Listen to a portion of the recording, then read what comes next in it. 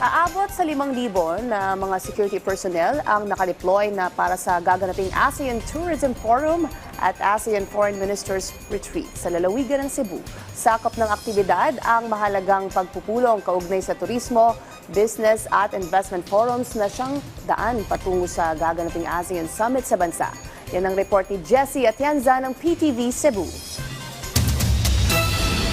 Binasbasan at binigyan ng final briefing ng mga otoridad ang nasa 5,000 mga security personnel na nagtipon-tipon sa Cebu South Road Properties para sa opisyal na send-off ceremony na binubuo ng mga personnel mula sa iba't ibang uniformed agencies, law enforcement agencies at maging ng mga force multiplier para magpatupad ng mahigpit na seguridad sa pagdaraos ng ASEAN Tourism Forum at ng ASEAN Foreign Ministers Retreat sa Cebu.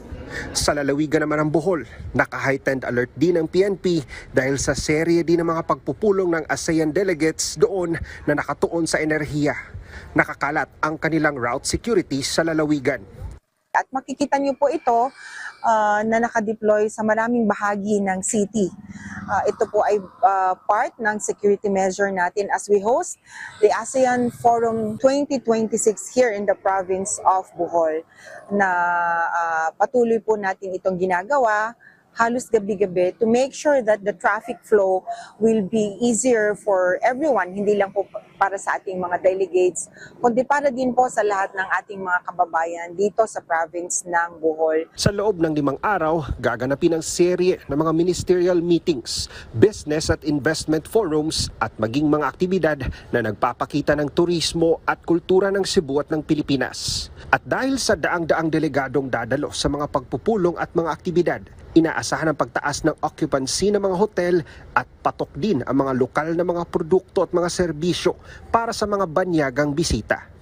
This will bring together tourism ministers, senior officials, national tourism organizations, advocates and leaders from all over the ASEAN region as well as delegates from all over the world, coming together to push for the ASEAN as a unified but diversified destination, and of course, here to support the Philippines and to support Cebu's reinvigoration and full recovery as far as tourism is concerned.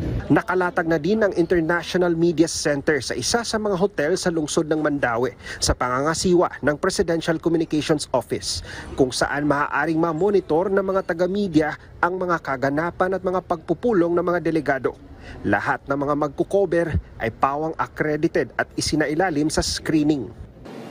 Sa pag-host ng Pilipinas ngayong taon ng ASEAN Summit, magiging sentro din Cebu na may kaakibat na responsibilidad at magandang oportunidad dahil sa pagtitipon dito ng mga leader at mga tourism officials mula sa 11 bansa na mga miyembro ng Association of Southeast Asian Nations upang talakayin ang mga mahalagang paksa patungkol sa politika, ekonomiya at maging ang seguridad sa rehiyon.